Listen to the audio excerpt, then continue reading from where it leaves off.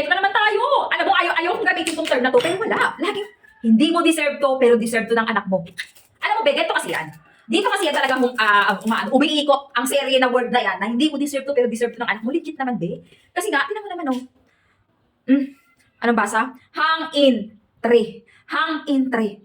You will win. Ay, Be, eto ha, wala, hindi na lang sa mismong trademark niya, wag na lang doon.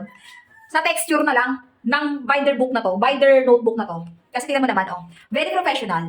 So, eto nga, kung medyo may budget ka naman para sa anak mo, wag mo nang tipirin. Okay, naka-discount sale yan. And look at that. Ako kasi matikulosa ako pagdating sa mga gamit ng mga anak ko. So gusto ko talaga, kahit man lang sa ganung paraan, mabawi naman yung performance na galing nila sa school. So kahit paano, maganda yung notebook. Oh, tingnan mo naman, oh. Napakaganda ba yung susulatan? Okay? Depende na lang sa sulat kamay, sa handwritten. Pero, ang ganda din.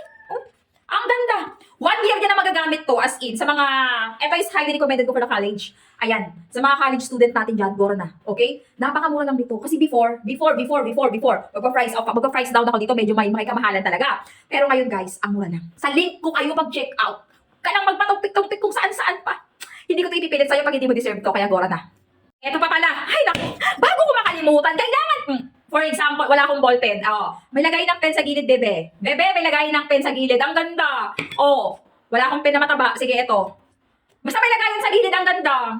Ganda talaga nito, promise. Okay? Discounted to, nasa 100 something lang to. Sobrang mura, nakaka-amaze lang. Kasi, alam mo yun, makaka-afford na tayong bumili ng mga magagandang bagay na ang dati ang hirap-hirap dahil ang mahal-mahal. Pero ngayon, nandiyan si Titong na nagbibigay na sobrang mura. Di ba?